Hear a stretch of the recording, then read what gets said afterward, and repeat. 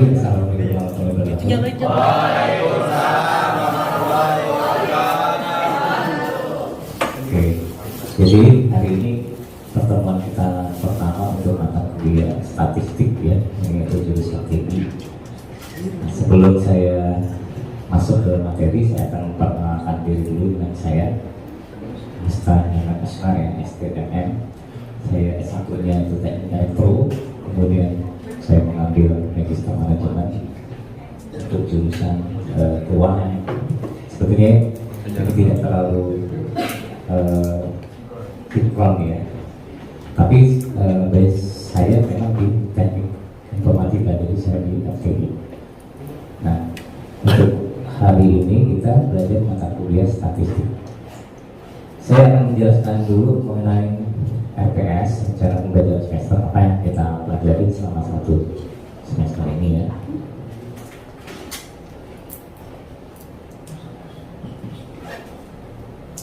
Oke, jadi pertemuan satu mungkin nanti kita akan mempelajari secara teoritis apa yang dimaksud dengan statistika deskriptif, kemudian pengumpulan data dan seterusnya. Di sini untuk pencapaian nanti mahasiswa mampu menjelaskan dan menerangkan ruang lingkup statistik. Nah, nanti di pertemuan kedua ini ada transaksi sigma dan distribusi. Di sini nanti mungkin baru kita mulai menghitung ya. Jadi kalau untuk pertemuan pertama ini masih teori-teori aja ya. Nah, kemudian pertemuan ketiga itu ukuran gejala pusat data yang telah dikelompokkan. Kemudian pertemuan keempat nanti ada penyiringan distribusi. Kemudian di pertemuan kelima ini regresi dan korelasi sederhana. Jadi nanti ini tujuannya adalah untuk menghubungkan dua buah variabel, apakah ada korelasi atau regresinya ya. Yang ketiga, yang keenam ya, teman-teman, analisa data berkala. Nah, untuk jurusan teknik informatika ini ya, ini nanti kita hanya 6 kali pertemuan yang saya menjelaskan di depan. Kemudian nanti untuk setelah UTS nanti mahasiswa yang akan presentasi, jadi ada tugas dari saya. Untuk bobot nilai di sini kehadiran 20%, tugas 25%, UTS 25%, presentasi UAS 30%. Jadi nilai dari UAS itu nanti diambil dari presentasi. Oke ya, kita langsung masuk ke pertemuan satu. Sebelumnya tadi di sini materinya ya seperti yang tadi ada di RPS. Jadi di sini nanti pertemuan 1 sampai pertemuan 6 presentasi dari saya akan mengajarkan di depan kelas. Kemudian nanti pertemuan 7 kuis, pertemuan 8 UTS, pertemuan 9 nanti ada presentasi, kalian akan diberi tugas.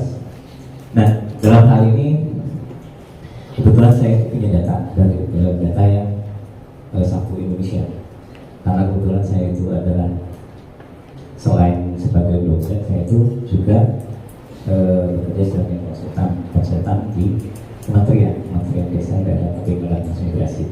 Saya punya data potensi desa hampir seluruh Indonesia gitu ya. Nah, nanti yang dipakai untuk presentasi ini data dari saya, jadi kan nggak perlu ambil data. Yang penting data itu diolah ya, apa potensi desa itu.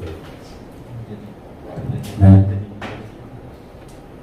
jadi di sini pertemuan 1 sampai 6 metode ceramah, pertemuan 9 sampai 14 presentasi ya. Setiap kelompok, jadi nanti ada 10 kelompok. Di sini ada berapa orang mahasiswa? 42 dibagi 10 berarti 4,2. Ada yang dari bagi 4,2. Ini Pak, yang gede. Ya, berarti 4 atau 5 orang ya. Jadi ada 5 orang, ada 5 orang ya, gitu ya. Oke, di sini ada beberapa tugas KPM, tulis, nilai tugas seperti itu, presentasi ya. Nah, penilaian presentasi nanti 25% dari presentasinya itu sendiri, penampilan, perapian, jelas mandi dulu ya, jangan nggak mandi lah, yang penting rapi loh ya. Kemudian sistematika penyajian dari presentasi, jadi ada sistematikanya. Nanti saya kasih juga ininya ya, clue-cluenya ya. Kemudian penguasaan materi yang jelas ini 50%. Lalu dari makalah itu sendiri nanti ada formatnya ya, nanti saya bikin formatnya untuk makalah. Yang pertama ikut andil dalam penyusunan makalah. Ini per orang, walaupun nanti presentasinya kelompok, tapi penilaian tetap perorangan. Karena dari penguasaan materi ini juga nanti akan dilihat setiap orang itu seberapa besar dia aktifannya, tingkat aktifannya ya. Nah, kemudian di makalah 25% materi penulisan sesuai dengan topiknya, sistematika penulisan. Oke, itu untuk makalahnya. Topiknya sebetulnya nanti yang ada di slide. Jadi yang ada di slide aja. Ini ada distribusi frekuensi dan jenis grafik. Cuma nanti datanya kan data dari potensi desa itu. Kalau yang saya ajarkan mungkin hanya 10, 9 data gitu ya. Tapi kalau di potensi desa itu kita ambil satu kabupaten. Satu kabupaten itu kadang-kadang ada sampai yang 300 desa gitu. Ya paling sekitar itulah, sekitar 200-300 desa per kabupaten. Nanti satu kelompok membahas satu kabupaten. Bisa jadi nanti misalnya dia di Sumatera Utara, Kabupaten Simalungun misalnya, atau di Kalimantan Tengah misalnya, di Kabupaten Gunung Mas misalnya gitu ya, atau misalnya di Sulawesi, misalnya di Sulawesi Barat, misalnya di itu Mamuju Utara atau gimana. Nanti itu akan saya bagi dan saya bagi aja. Nah, selain saya ingin kalian menguasai statistika, di situ juga kita mencoba mengenal Indonesia seluruhnya dari Aceh sampai dengan Papua. Jadi kondisi desanya seperti apa? Kondisi desanya ya. Nah, ini topik makalahnya. Jadi nanti apa yang ada di slide itu seperti itu ya. Kemudian ada regresi dan korelasi, misalnya regresi dan korelasi data. Kalau di potensi desa itu data jarak ke tempat pendidikan dengan misalnya jumlah siswa itu bisa, atau misalnya potensi korelasi antara jarak desa ke pusat kota gitu ya dengan tingkat kesejahteraan masyarakat. Di situ ada datanya. Misalnya di Kabupaten A, Provinsi B. Nah, jadi inilah itunya ya yang akan dibuat. Nah, pembuatannya nanti bisa menggunakan Excel ataupun SPSS. Jadi gunakan toolsnya Excel ataupun SPSS. Jadi kalian nggak perlu mencari data sendiri, data akan saya sediakan. Oke. Kita masuk ke pertemuan 1. Di sini pertemuan 1 statistika dan penyajian data. Ini kita masuk ke teori-teori dulu ya. Statistika adalah suatu ilmu yang mempelajari cara pengumpulan, penyajian, dan analisis data serta cara pengambilan kesimpulan secara umum berdasarkan hasil penelitian yang tidak menyeluruh. Dalam arti sempit, statistik adalah data ringkasan berbentuk angka kuantitatif. Pada dasarnya statistika itu adalah data-data yang bersifat angka ya, dan kuantitatif. Nah, di sini dalam statistik ada 2 bidang studi yang utama. Yang pertama deskriptif. Ini yang akan kita pelajari nanti ya, deskriptif. Berdasarnya ke deskriptif. Deskriptif adalah ilmu statistika yang mempelajari tentang pengumpulan, pengolahan, dan penyajian data. Artinya begini, output dari statistika deskriptif itu adalah dia eh, hasil olahan data yang dapat mendeskripsikan sesuatu. Misalnya outputnya nanti tentang pendudukan. Jadi outputnya itu bisa berupa tabel, bisa berupa grafik. Dari tabel dan grafik ini dia akan mendeskripsikan kondisi pendudukan suatu tempat misalnya. Kalau dilihat dari grafik misalnya seberapa besar usia yang produktif ya, seberapa besar usia yang produktif itu nanti kelihatan.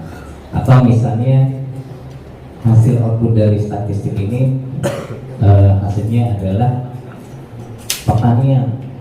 Jadi itu harus bisa mendeskripsikan bahwa di daerah ini ternyata pertanian ini yang maju, misalnya kelapa yang maju atau kopi misalnya yang lebih menonjol gitu ya.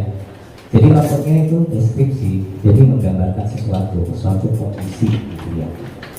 Nah itu deskriptif. Outputnya biasanya dalam penyajian data di deskriptif ini dalam bentuk tabel atau berbentuk grafik. Nah kemudian statistik inferensi, statistik induktif adalah ilmu statistik yang mempelajari cara pengambilan kesimpulan secara menyeluruh berdasarkan data sebagai sampel dari populasi tersebut. Ini gunanya nanti misalnya kalau di ekonomi gitu ya. Misalnya bidang produksi, mungkin nanti suatu saat mungkin kamu bisa jadi manajer ya bidang produksi gitu kan, manajer produksi atau direktur kan, atau mungkin nanti jadi CEO gitu kan. Nah untuk mengambil keputusan di bidang produksi, misalnya kapan harus produksi itu kita tingkatkan, kapan kita harus menahan produksi supaya jangan over produksi misalnya. Karena over produksi juga dia akan mengakibatkan kerugian gitu. Nah ini juga output dari inferensi, misalnya datanya itu adalah data tren penjualan. Misalnya kalau produksinya itu produksi pakaian, baju, itu kan ada waktu-waktu tertentu yang dia akan berada di puncak, misalnya pada saat mau lebaran gitu. Kemudian pada saat tahun baru, pada saat Natal, tahun baru gitu kan, misalnya itu. Nah itu kan pasti sebelum pada saat itu sudah diantisipasi oleh bidang produksi, dia sudah siap-siap nih produksinya harus naik. Bila perlu tambah karyawan untuk supaya bagaimana caranya supaya produksi naik. Nanti setelah itu ngerem dulu kan, direm lagi gitu. Karena kalau tetap tinggi sementara permintaan pasar rendah, itu kan artinya kerugian juga, mau dijual mana gitu. Kemudian di bidang akuntansi kalau di ekonomi ya, lalu pemasaran sebenarnya terkait juga dengan produksi ya. Kalau di dalam usaha itu memang ujung tombak dari usaha itu adalah marketing, pemasaran. Kita punya produksi yang baik, tapi pemasarannya tidak baik, ya siapa yang mau beli? Kan kerugian juga, produksi kalau terjual gitu. Ini untuk ekonomi ya. Kemudian pengetahuan tentang statistik membantu untuk menjelaskan hubungan antar variabel, membuat putusan yang lebih baik. Jadi antar variabel ya. Kalau di dalam ekonomi sebetulnya, atau misalnya dalam bidang-bidang yang lain pun bisa. Misalnya ada dua variabel. Contoh yang sederhana misalnya kita mau melakukan riset apakah ada hubungan nomor satu dengan berat badan. Jadi kita ambil data nomor satu sekelas ini ya. Ada yang nomornya 36, ada nomornya 37, 39 gitu kan. Kemudian disandingkan dengan berat badan. Nah, nanti itu bisa dihitung apakah ada hubungan antara nomor satu dengan berat badan. Nah, kemudian dia untuk membuat putusan yang lebih baik. Tadi misalnya buat seorang manajer atau seorang direktur, supaya keputusannya itu nggak salah, ada baiknya dia menggunakan data, gitu ya, data-data. Jadi membuat keputusan itu nggak cuma bermodalkan insting ya, bermodalkan feeling gitu kan. Ada sih beberapa orang memang memiliki insting yang bagus, jadi dia tidak terlalu membutuhkan data, tapi dia selalu bisa mengambil keputusan yang tepat. Tapi orang yang seperti itu jarang ada. Nah, sebaiknya kita mengambil keputusan itu dengan perhitungan oleh data.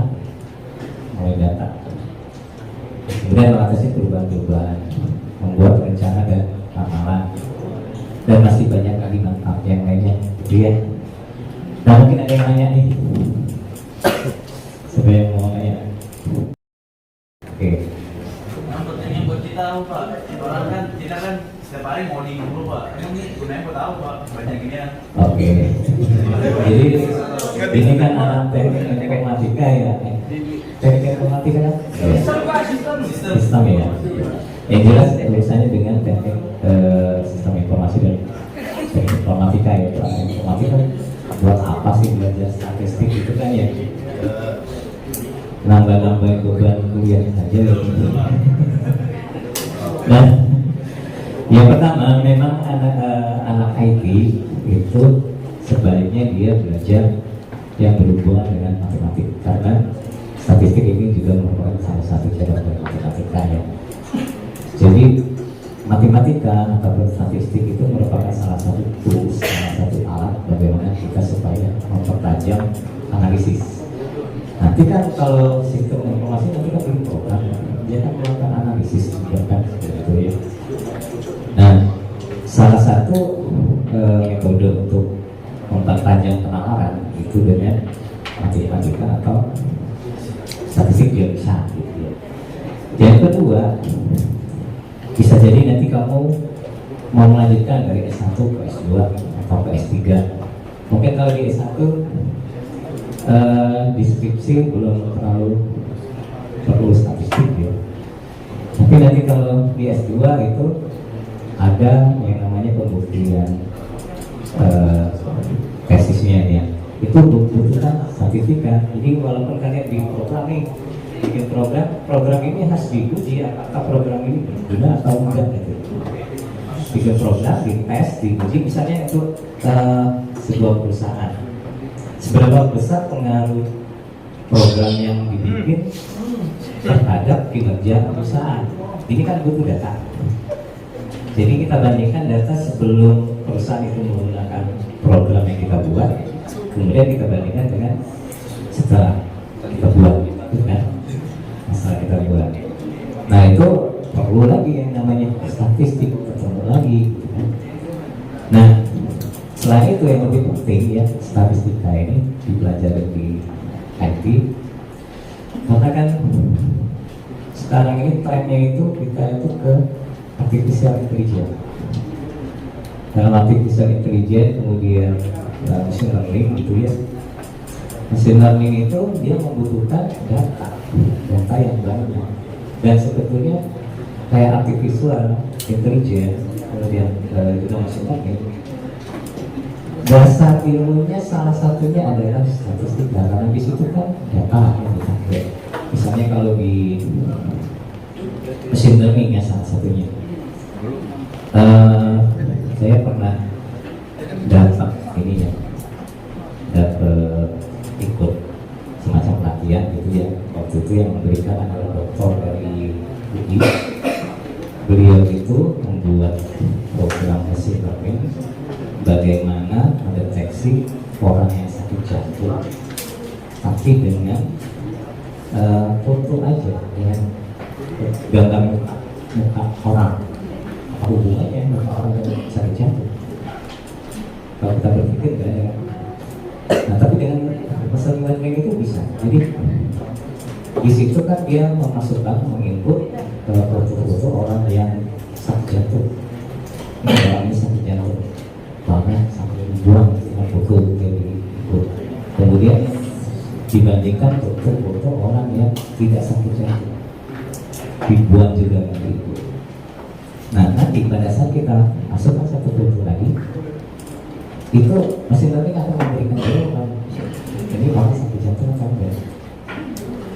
Nah itu data semua, dan sebetulnya itu nanti ada hubungannya dengan ini tadi, hubungan antara ada apa? Jadi hubungan antara muka orang dengan sakit jantung atau enggak. Salah satunya seperti itu. Kalau di IT ya, karena kita nanti arahnya kan lebih ke arah ini ya, lebih ke arah artificial intelligence. Ya, nah untuk tugas kita hari ini bisa di scan melalui barcode ini ya, QR code. Nanti ini terhubung ke Google Form. Tadi minta jangan di stop dulu. .com ya. Jadi tugasnya di sini aja.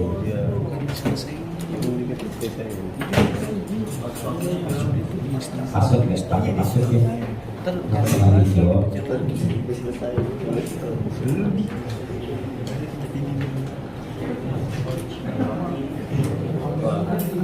Oke, kalau sudah, berarti untuk kuliah kita hari ini kita tutup dulu. Assalamualaikum warahmatullahi wabarakatuh.